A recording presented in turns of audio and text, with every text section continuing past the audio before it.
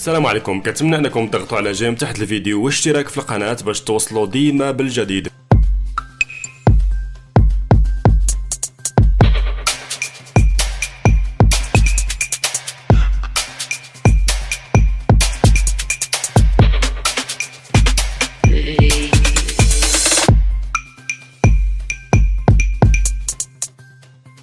واش ممكن تخيل بأن المستقبل ديال قطاع النقل في إسبانيا معلق على أكتاف المغاربة، بحيث أن إسبانيا دابا كتقلب على 26 ألف سائق مغربي باش يدخلوا يعمروا الفراغ الكبير اللي خلاه العجز في سائقي الشاحنات والحافلات. هاد الخطوة جات بعد ما تقرر تيسير عملية تحقق من صحة رخص القيادة المغربية، واللي غادي تخلي السائقين المغاربة يقدروا يخدموا في إسبانيا بلا حواجز ولا تكوينات إضافية. لكن واش هذا القرار جاب له عواقب ولا العكس؟ خاصة أن الجمعيات المهنية ومدارس تعليم السياقة في إسبانيا ما بغاوش هذا القرار، واللي كيشوفوه ما غاديش يحل المشكل الحقيقي اللي في بلادهم. في هذا الفيديو غادي نشوفوا التفاصيل ديال هذا القرار وكيفاش يمكن للسائق في المغرب يمشي يخدم في إسبانيا وبلا أي تكوين إضافي. وفي الموضوع الثاني ديال هذا الفيديو غادي نشوفوا المغرب وأمريكا اللي كيوجدوا الحدث عسكري كبير اللي هو الأسد الإفريقية 2024. تخيلوا أكادير غادي تكون مركز لاجتماع عالمي بين القوات المسلحة من 10 بلدان، من بينهم المغرب وأمريكا، كلهم جايين باش يستعدوا لواحد من أكبر المناورات العسكرية اللي ممكن تشوفوها. هذا التمرين غادي يشمل كل شيء من التخطيط العسكري لكبار القادة حتى المناورات المسلحة متعددة الأطراف، والهدف منه هو تقوية القدرات والجاهزية لأي تحدي دولي وزيادة تعميق العلاقات العسكرية بين المغرب وأمريكا. لكن قبل ما ندوزو التفاصيل ما تنسوش تشتركوا في القناة وديروا لايك لهذا الفيديو باش يوصل حتى الناس الاخرين. ذكرت تقارير صحفية في إسبانيا أن هناك حاجة ماسة لتوظيف حوالي 26 ألف سائق من المغرب لمعالجة العجز الراهن في قطاع النقل. وفي هذا الإطار تخطط حكومة سانشيز للقيام بعمليات تحقق من صحة تراخيص القيادة بهدف تسهيل استقدام عمال جدد إلى إسبانيا، مع تركيز خاص على سائقي الشاحنات والحافلات. وتعكف إسبانيا حاليا على تنفيذ إجراءات للتأكد من مطابقة الرخص المغربية لقيادة الشاحنات والحافلات بموجب التصديق النهائي عليها، مما سيؤدي إلى إلغاء الحاجة لأي فحوصات أو تدريبات إضافية قبل منح الإذن للمواطنين المغاربة بالقيادة في إسبانيا. وبموجب القوانين الإسبانية الحالية يطلب من السائقين المغاربة الحصول على تراخيص قيادة جديدة صادرة من السلطات في مدريد قبل البدء بقيادة المركبات، سواء كانت شاحنات تجارية أو حافلات لنقل الركاب. وهذه السياسة تلقى دعما من الجمعيات المهنية الإسبانية التي تدعو إلى استمرار تطبيقها.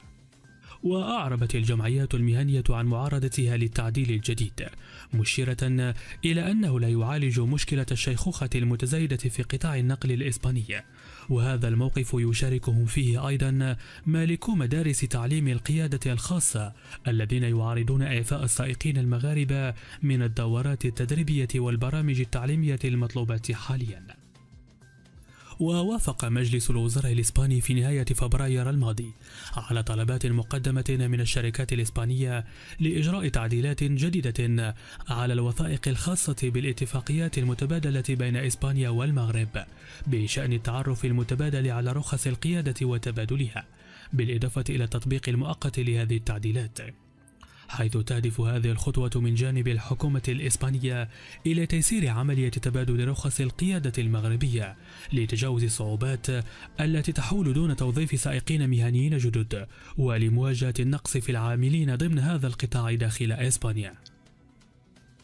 من 11 إلى 15 من مارس الجاري تستضيف القيادة العليا للمنطقة الجنوبية في مدينة أكادير اجتماع التخطيط النهائي للنسخة المقبلة من تمرين الأسد الإفريقي 2024، حيث أنه في بيان صادر عن القيادة العامة للقوات المسلحة الملكية اليوم تم التأكيد على أن ممثلين من حوالي 10 بلدان بما في ذلك ممثلون عن القوات المسلحة الملكية ونظرائهم في القوات المسلحة الأمريكية سيجتمعون لوضع اللمسات الأخيرة على التحضيرات للأنشطة المخطط لها ضمن أجندة هذا التمرين. ووفقا لذات المصدر ستشمل هذه الأنشطة مجموعة من التكوينات في ميادين عملياتية متعددة، بالإضافة إلى تمرين تخطيطي موجه خصيصا لكبار القادة، ومناورات مسلحة تشاركية ومتعددة الأطراف، وأنشطة تجمع بين المدنيين والعسكريين، وتمارين خاصة بإزالة التلوث سواء كان نوويا أو إشعاعيا أو بيولوجيا أو كيميائيا.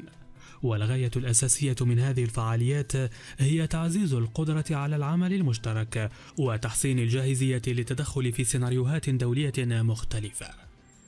وتم التصريح في البيان بأن تمرين الأسد الإفريقي 2024 المقرر إقامته من 20 إلى 31 من مايو المقبل في مناطق متعددة منها أجادير وتنتان وتاتا والقنيطرة وبنغرير وتفنيد يستهدف تعميق العلاقات العسكرية بين المملكة المغربية والولايات المتحدة الأمريكية، فضلا عن تشجيع التبادل والتعاون بين القوات المسلحة للدول المشاركة بهدف دعم السلام والأمن والاستقرار في المنطقة.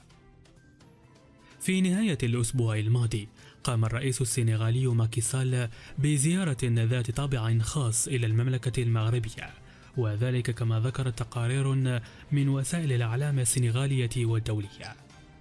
وذكرت هذه المصادر أن الزيارة التي قام بها الرئيس سال الذي يقترب من نهاية فترة رئاسته تأتي في إطار تحضيراته للإقامة في المغرب مع عائلته، مشيرة إلى أن الأشخاص المقربين منها لم يعلموا بخطط هذه الزيارة.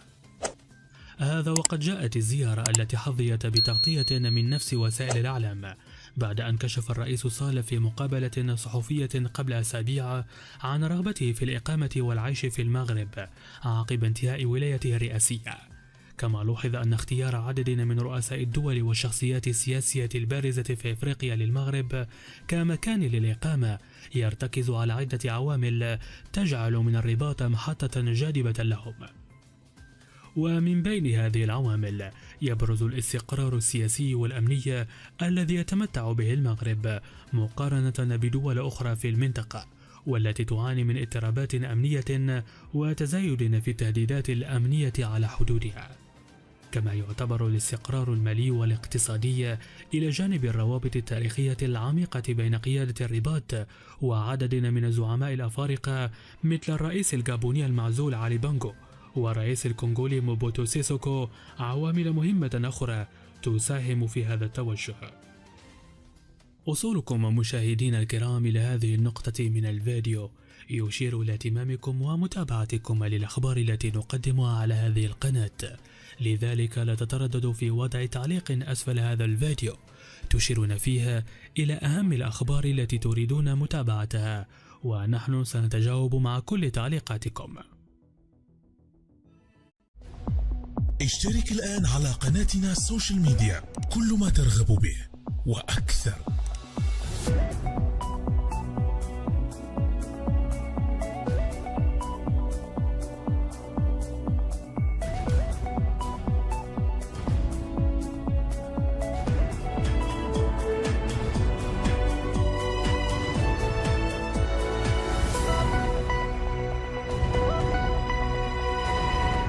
السلام عليكم، كنتمنى انكم تضغطوا على جيم تحت الفيديو واشتراك في القناة باش توصلوا ديما بالجديد.